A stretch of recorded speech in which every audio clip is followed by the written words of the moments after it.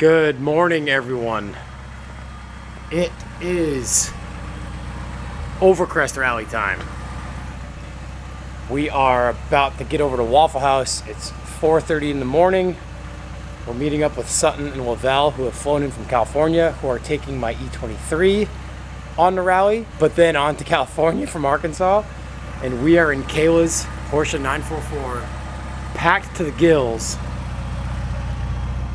with tools and our luggage and everything we need to get to the Ozark Mountains and survive the OVERCREST rally. So let's go get some scrambled eggs and some waffles and hit the road. All right, we met up with Sutton and Lavelle at Waffle House, show parked. Let's get some food and we'll hit the road to the Ozark Mountains in Arkansas.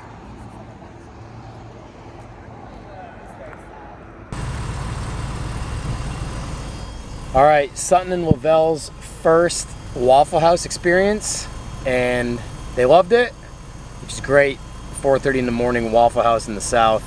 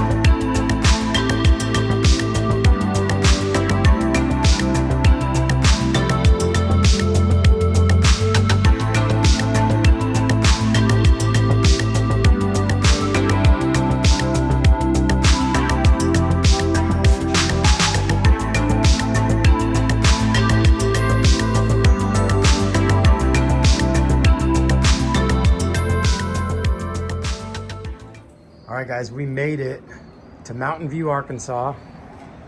We are at JoJo's Catfish Wharf. And there's a hotel here, well, motel, and a restaurant where we got catfish. We got fried and grilled catfish. My boy Kevin here with Zach. You guys would remember them from the Utah rally. Zach's TDI Harlequin flat-towed every broke-down car. I brought a strap just in case. Yeah, that car will definitely be flat towing something before the end of this rally. But we're about to head to what they call Night Zero. It's like a dinner and a bunch of other stuff going on. So we're about to cruise over there now. This place is cool. The weather is perfect as well.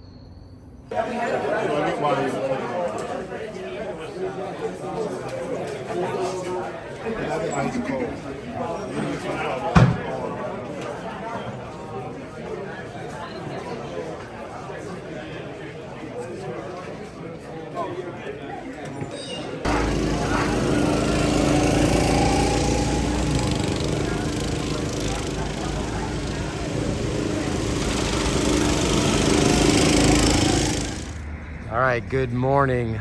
Day zero-ish of the rally. We've come to the Rusty Cup Cafe in Mountain View, Arkansas for breakfast. Beautiful day, sweatshirt weather. Oh, left the parking lights on. Just had breakfast. A lot of friends showed up while we were eating. Really cool to see all these cars in this small town. All right, we're at registration.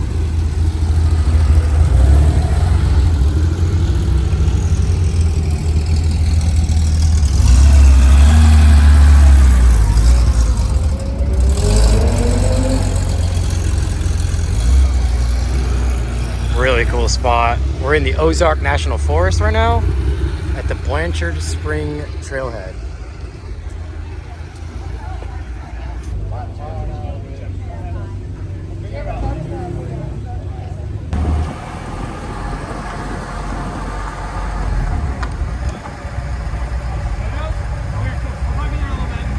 Hey, get there. Get there. Get there.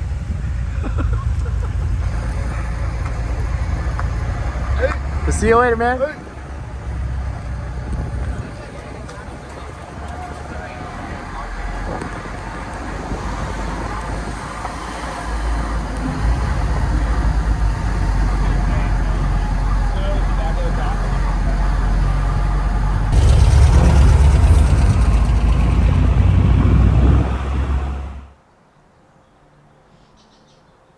All right, guys, we are home from the rally, and right after day one, I really kind of decided to kind of more or less be in the moment of the rally.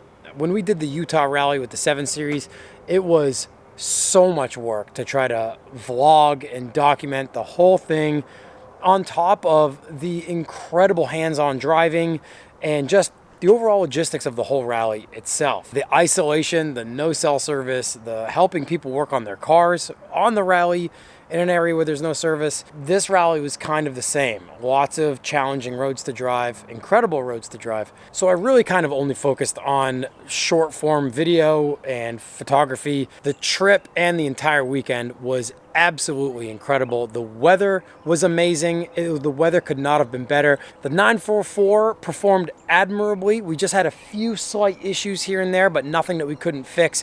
As we pulled into the final rally point of the whole trip, the clutch pedal slapped against the floor, and I thought we'd lost the slave cylinder, but luckily we'd only lost the clip that holds the clutch master rod to the clutch pedal itself inside the firewall. Indeed, I don't think we ever had that spring clip ever on that car, because there's no sign of it anywhere in the car.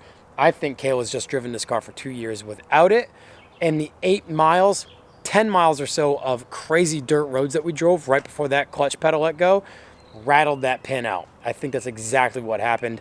So in the morning before we hit the road yesterday, the 8-hour drive back here to Chattanooga, we went to an O'Reilly and got a little bitch clip, as they call it, and slid it right on to the groove on the pin on the clutch arm to keep that clutch master rod attached. So we drove home with no issues there. Overall, it was just an amazing trip. I can't thank Chris, Jeff, Jake, and the whole OVERCREST crew enough for all the work that they put into this and for allowing us to be a part of it.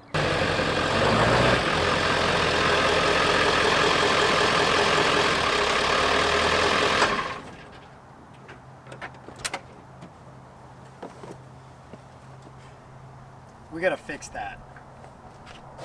All right, now that the 944 is washed, cleaned, detailed, I also washed the OBS. Got the F250 washed and cleaned, well overdue. But we're gonna be working on this as well in this episode, because I have to basically get this thing tip-top, because I have numerous 1,000-mile runs to make in this truck in the upcoming weeks for the move to New Hampshire. This upcoming week, I am hauling the 24-foot trailer with, I think, the chop top Corvair on it, with as much stuff as I can fit. So I am making ultimately our second run up to New Hampshire with this in my open trailer. But I'm coming back with the truck unloaded, because we ultimately have to take my enclosed trailer up to New Hampshire as well, with the Auto Union, probably my laser machine, and probably the CNC plasma table all crammed into that trailer. So this old girl is gonna have some workload coming. We're gonna haul 1,000 miles north with a trailer and a car, come back empty 2,000 miles, and then right back again loaded with an even heavier trailer, and hopefully leave it up there. So that's about a 3,000 mile ask of this truck. Two of the main things I wanna fix on this thing before we start hauling back and forth to New Hampshire are this. Literally snapped a door handle. We got to take this door card apart. So I bought a cable, I bought a new handle, but also I'm dealing with the door not shutting all the way. It's not latching all the way. And I've realized that this little bushing here is broken. Now let's see if I can rotate it. We've got a split in it right here.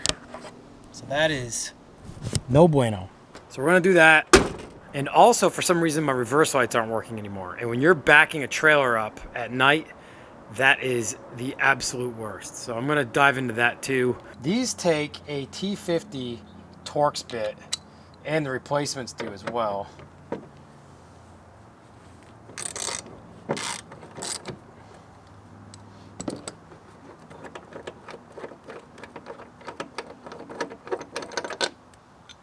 I'd actually reuse the bolt and this frame if I could, since it's color matched. I couldn't find just that piece online. Perhaps I didn't look well enough.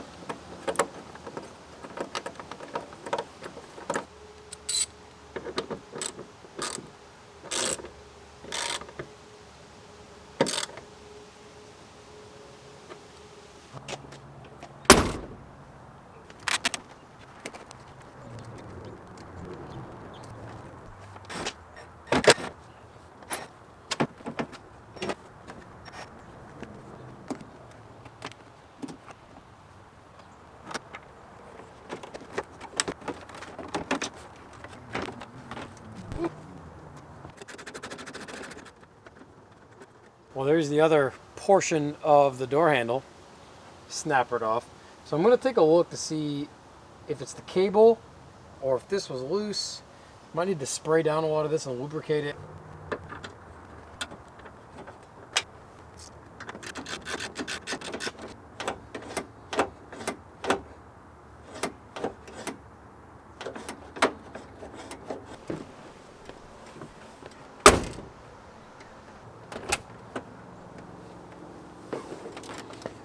Well, I think that's the door handle sorted out.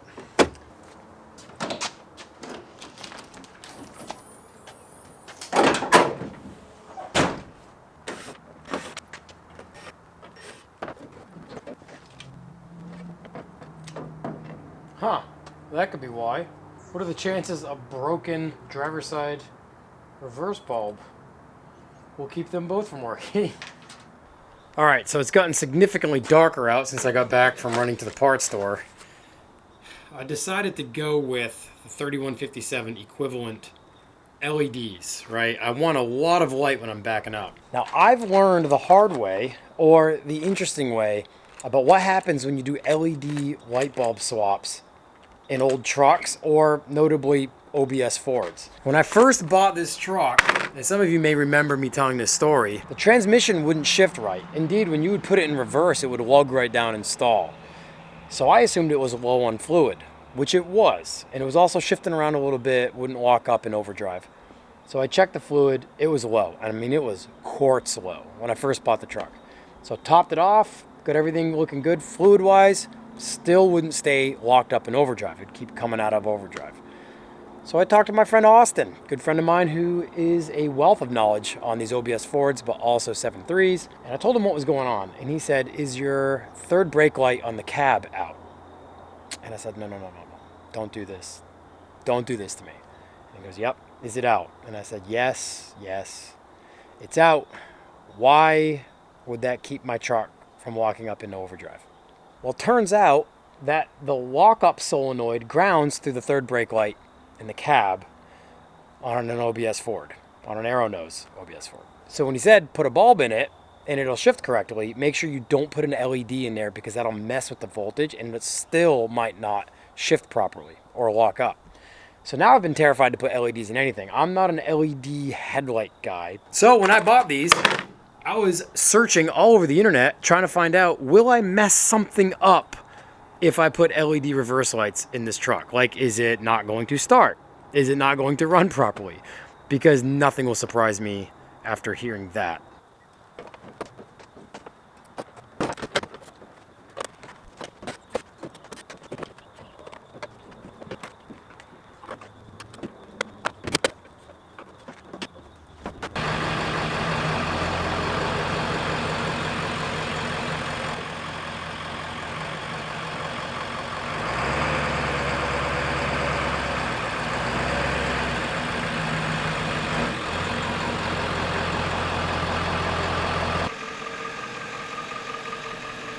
All right, next morning,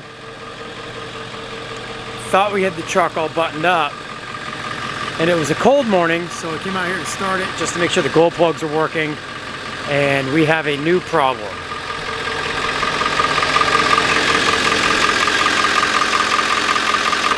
We have a pretty significant fuel leak, and it's a big leak. It's dripping very consistently. I think I've figured out where the leak is coming from. It's always something. It's supposed to be leaving in 4 days. Wednesday, Thursday, Friday. In 3 days for the first haul up to New Hampshire with this thing. So we have to drop everything and fix this. So I'm gonna pull it in the shop. I just pulled the Corvair out. We'll get it in the shop and we'll see if we can't figure this fuel leak out.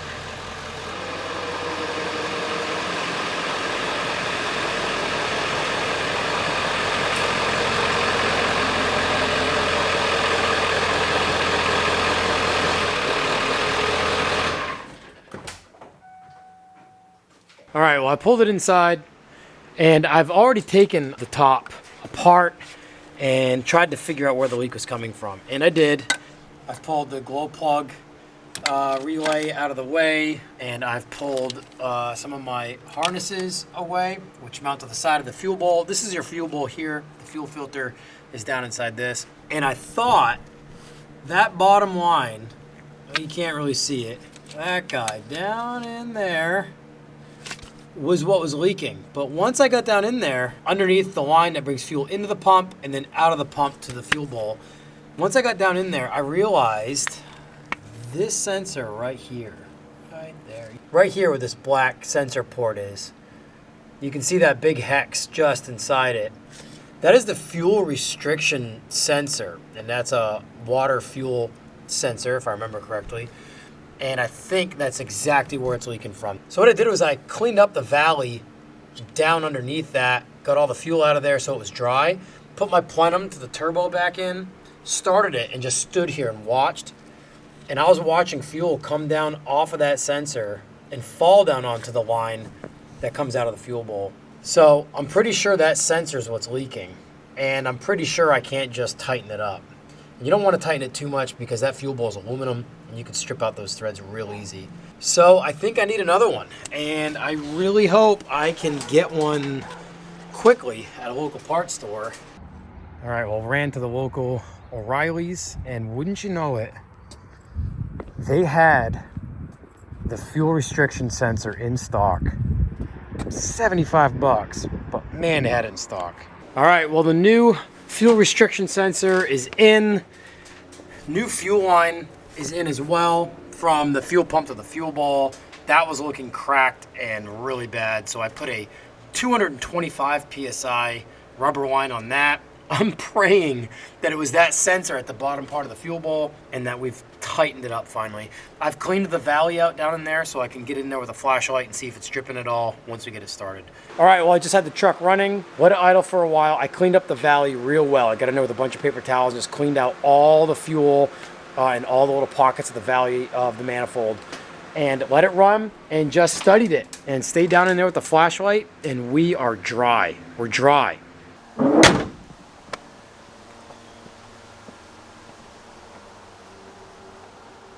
Well, guys, I don't want to jinx it, but I think we're ready for the haul up to New Hampshire this weekend. As long as this thing doesn't throw me any more curveballs.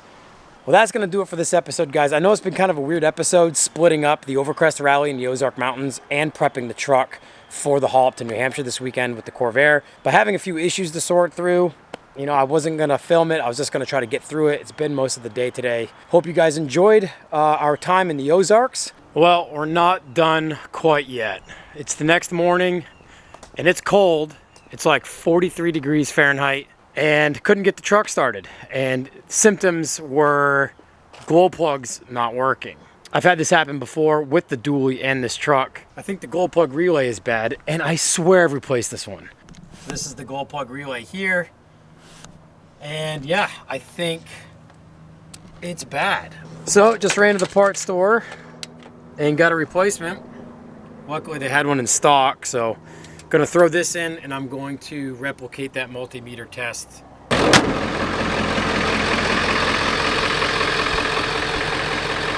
All right, guys, I think we're done. I think we're sorted. The brand new glow plug relay I went and bought was bad right out of the box, and it took obviously hooking it up and lots of multimeter and test light diagnosing with it in the truck, key on, key off, to realize that a brand new part right out of the box was bad. And my father owned a garage for over 40 years, and I used to hear him talk about that all the time. Brand new parts right out of the box, not working. It's hard to believe because you go buy a brand new part and it doesn't work. But luckily they were able to get another one from a store across town. And that one worked. The second I put it in, everything read right on the multimeter with the key on. I'm gonna go drive it, gonna run some errands, gonna keep an eye on that fuel leak. Now I hope we're ready for a 1,000-mile haul to New Hampshire with the Corvair this weekend, and a 1,000-mile haul back to get ready for yet another 1,000-mile haul north with my trails. So on that note, we're done with this episode. I hope to see you in the next one. Stay tuned, because the next few episodes we're going to be building the new shop out up in New Hampshire. We're going to do a shop build series on that. Thank you so much for watching. We'll see you guys in the next episode.